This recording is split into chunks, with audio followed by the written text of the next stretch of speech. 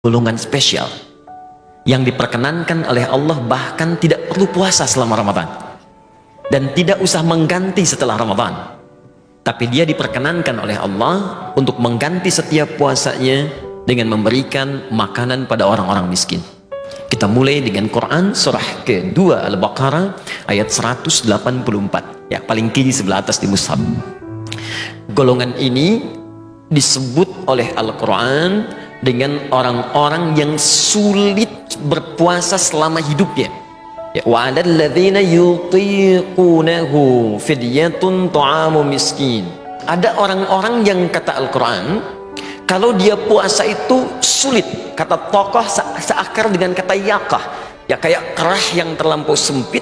Jadi kalau mau dipakai itu seakan orang yang pakai terasa tercekik. Ya, seperti orang yang, mohon maaf, misal divonis secara medis tidak mungkin berpuasa, misal karena lumpuh. Ada orang yang karena koma nggak bangun-bangun. Ya, ada di Timur Tengah sekarang seorang perempuan sudah 25 tahun koma, baru setelah itu bangun. Maka orang semacam ini, kata Al-Quran, boleh dia selama masa Ramadannya tidak perlu berpuasa dan tidak usah diganti setelah selesai Ramadan.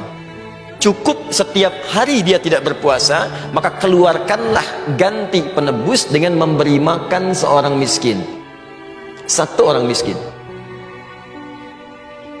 Ini yang dinamakan oleh Al-Quran dengan nama fidyah.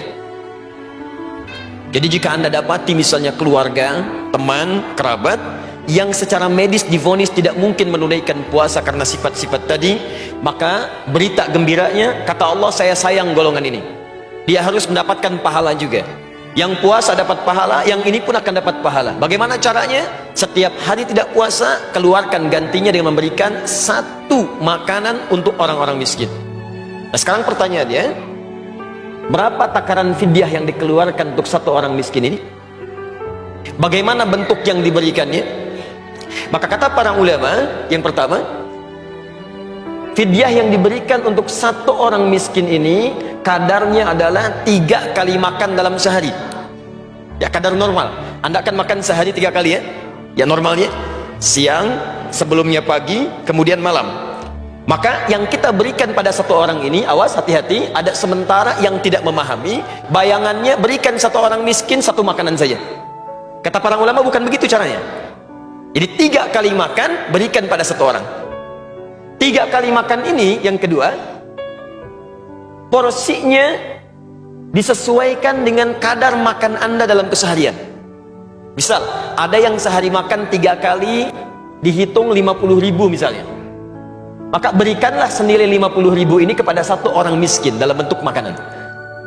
Jika Anda makannya menunya beda dengan yang lain, ada yang saat makan ayamnya ada, kambingnya ada, sapinya ada, sayurnya lengkap, kalau dihitung misalnya 250.000, maka yang seperti ini kadar fidyahnya pun disesuaikan dengan kebiasaan makannya. Ustadz, bagaimana kalau kasusnya saya di rumah kadar makan 250.000, cuman oleh dokter divonis ada makanan tertentu yang nggak boleh dimakan, jadi makan tiap hari dengan kangkung, bayam, tempe, ya, tapi kemampuan ada. Nah, maka kata para ulama, yang dilihat bukan apa yang dimakannya, tapi kadar kewajaran yang berlaku di keluarganya. Paham sampai sini?